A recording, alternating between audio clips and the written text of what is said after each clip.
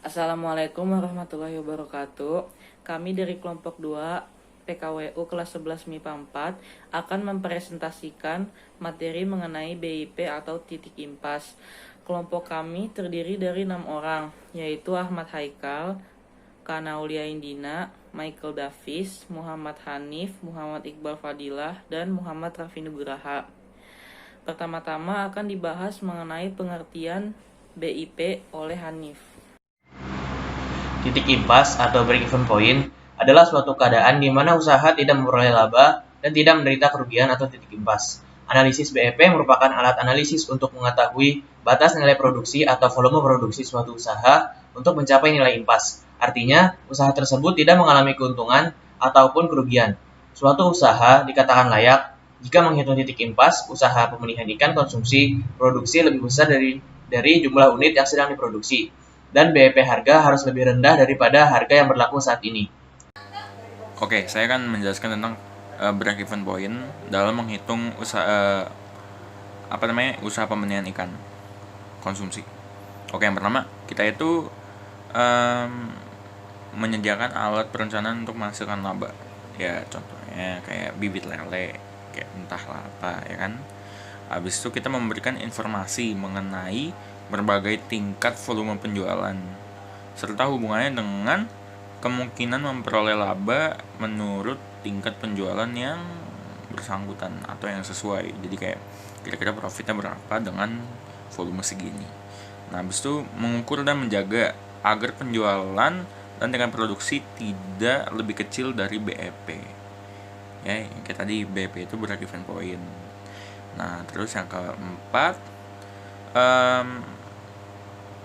mengevaluasi laba dari perusahaan secara keseluruhan. Ya, mengevaluasi laba dari perusahaan secara keseluruhan. Yang kelima ya, atau yang terakhir juga, menganalisis perubahan harga jual, harga pokok, dan besarnya hasil penjualan atau tingkat produksi. Ya, jadi kita kayak dianalisis gitulah, kayak kira-kira ada targetnya gitu.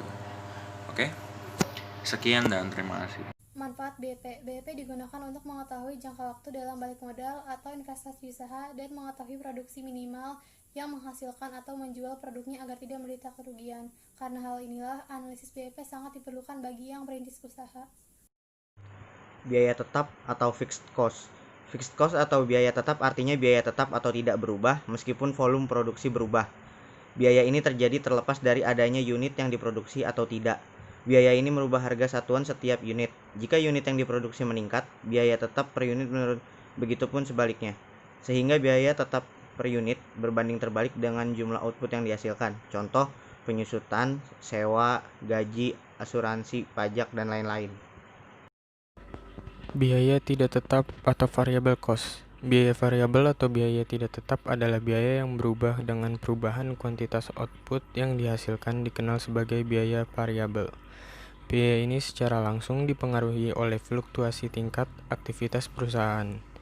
Biaya variabel tetap sama dalam produksi per unit. Contoh, bahan baku, upah, komisi, penjualan, biaya pengepakan, dan lain-lain.